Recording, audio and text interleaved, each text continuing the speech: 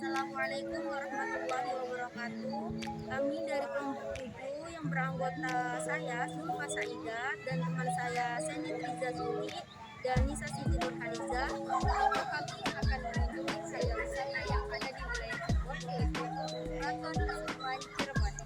Di sini kami sedikit ingin menjelaskan mengenai sejarah yang ada di Keraton Kasepuhan Cirebon.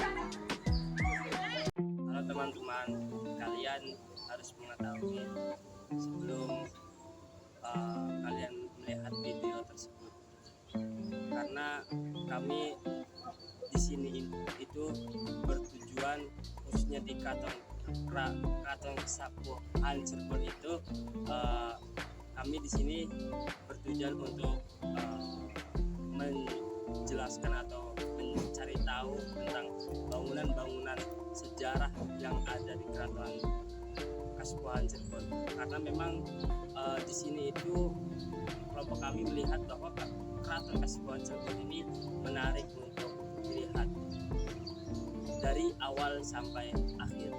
Terima kasih. Di belakang saya terdapat bangunan Siti Inggil. Bangunan ini didirikan pada tahun 1529, yang mana pada masa Syekh Syarif Hidayatullah atau Sunan Gunung Jati.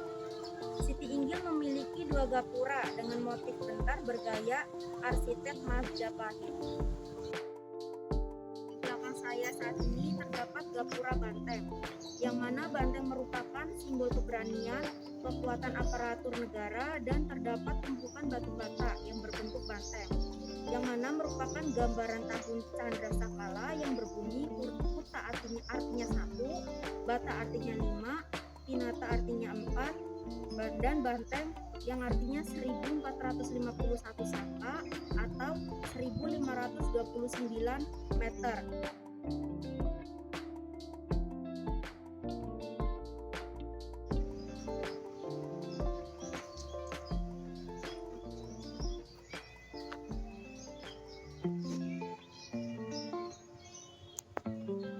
Ya, baik.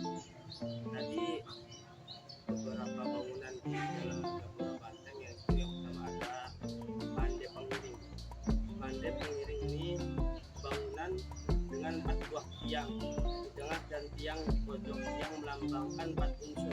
Pertama ada tanah, air, api, dan udara, serta 4 arah angin: utara, selatan, barat, timur. Bangunan ini adalah tempat pejabat pengiring hutan dan para jaksa apabila ada persidangan pengadilan. Mande selanjutnya yaitu ada Mande Karesmen. Mande Karesmen ini adalah bangunan tempat perangkat gamelan atau kesenian atau tradisi setiap tahun karena bulan selatan buatan abad ke-15 setiap Idul Fitri, 1 Syawal, dan Idul Adha. Mande Pandawa V, yang mana sejarahnya Mande Pandawa V ini bangunan dengan jumlah tiang penyangga 5 buah melambangkan rukun Islam. Bangunan ini adalah untuk pejabat pengawal sultan. Mande selanjutnya yaitu ada Mande Malang Semirang. Mande Malang Semirang ini mempunyai sejarah tersendiri, yang mana Mande ini bangunan dengan jumlah tiang 6 di tengah melambangkan rukun iman. Jumlah tiang seluruhnya itu yaitu ada 20 tiang. Yang pertama ada 20 tiang melambangkan sifat-sifat Allah SWT. Bangunan ini tempat wujud para sultan dan keluarga dalam upacara-upacaranya, atau latihan perang dan pelaksanaan pengadilan di alun-alun Sangkala Buana atau Keraton Kasepuhan. Mande terakhir yaitu ada Mande Semar Tinandi, yang mana mempunyai sejarah, yaitu bangunan dengan 2 buah tiang yang melambangkan 2 kalimat syahadat dalam bahasa Indonesia. Bangunan ini adalah tempat wujud untuk penghulu keraton dan kepala kehormatan Sang Cipta Rasa. Selain ada Mande juga di dalam gapura banteng ini ada beberapa bangunan, yaitu ada Batu, Lingga, dan Yuni. Kemudian mempunyai sejarah batu ini yang melambangkan Adam dan Hawa dalam manusiawi dan melambangkan kehidupan turun-temurun. Selanjutnya di belakang saya ada pendopo penghadap. Penghadap artinya punggung atau keliling. Bangunan ini adalah untuk pejabat Pancariwang, terdiri dari demang dalam, camat dalam, pilar dalam, laskar dalam, dan imam dalam. Di belakang saya saat ini terdapat lawang atau pintu regol. Bangunan ini berupa pintu gerbang yang mana fungsinya menyaring pertama para pendatang yang masuk ke keraton setelah melalui pintu marga. Oke, baik, di belakang saya sekarang terdapat Langgar Agung. Langgar Agung ini merupakan tempat sholat sultan dan keluarganya. Langgar Agung ini dibangun pada abad ke-16. Secara tradisi juga digunakan untuk sholat Idul Fitri dan Idul Adha. Dan sakrala setiap upacara panjang jimat pada 12 Mulut. Di sini juga terdapat yang mana beduk ini merupakan tempat beduk yang bernama Beduk Samukiri, di mana beduk ini ditambus setiap waktu sholat 5 waktu. Tradisi budak menandakan masuk bulan puasa Ramadan serta untuk membangunkan sahur. Baik, selanjutnya sebelum masuk ke pintu dan di belakang saya ini ada museum pusaka, yang mana museum pusaka ini ada beberapa museum atau benda-benda yang dimuseumkan itu.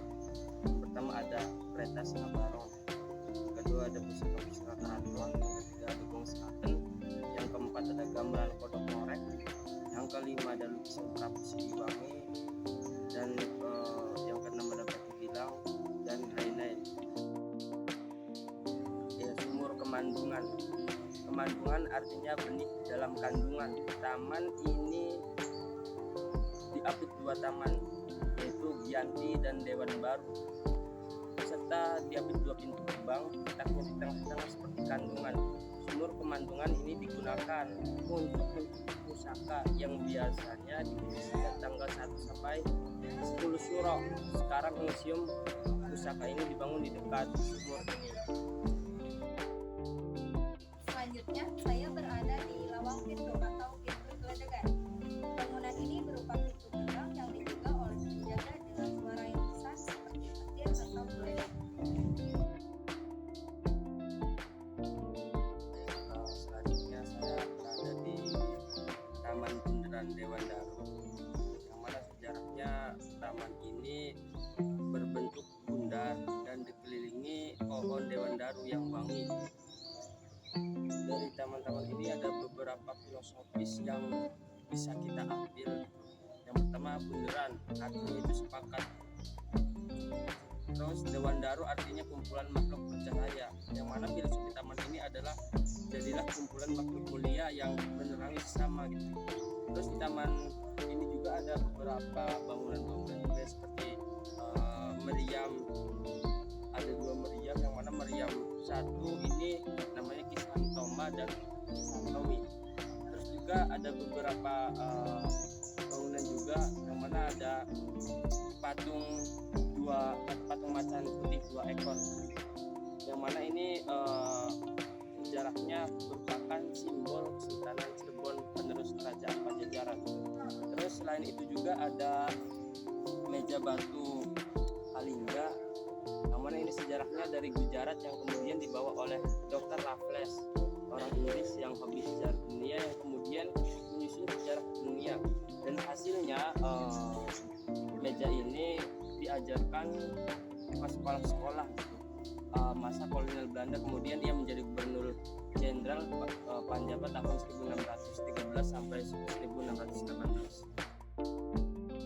Yaitu di sini terdapat perimbangan pendopo tempat para tamu menuntut dan keputusan sultan setelah terlebih dahulu untuk pendopo dulu. Sri artinya sultan atau raja, menganti artinya menuntut. Bangunan ini dibangun pada abad 16. Baik, yang selanjutnya yaitu ada Lunjuk. Lunjuk yaitu pendopo atau tempat kunjungan para tamu sultan dan meminta petunjuk. Pendopo ini adalah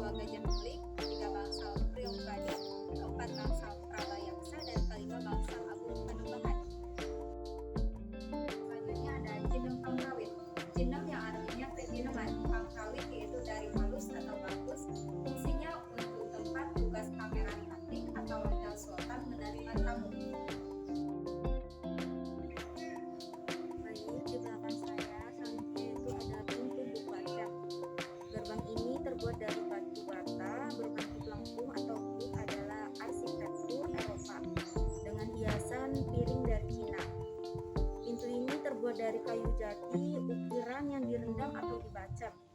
Bangunan ini untuk masuk ke dalam arum tinggal sultan dan kaputran tempat tinggal putra-putra sultan, dan kaputren tempat tinggal putri sultan yang belum menikah. Baik, setelah kita melewati gerbang bacem, di sini ada gajah nguling, yaitu bangunan tanpa dinding yang disebut gajah los, gajah nguling, mengambil dari gajah sedang menguling atau menguak. Belalainya bengkok. Bentuk bangunan ini pun tidak lurus, yang mana maksudnya hidup ini harus irit, tidak boros.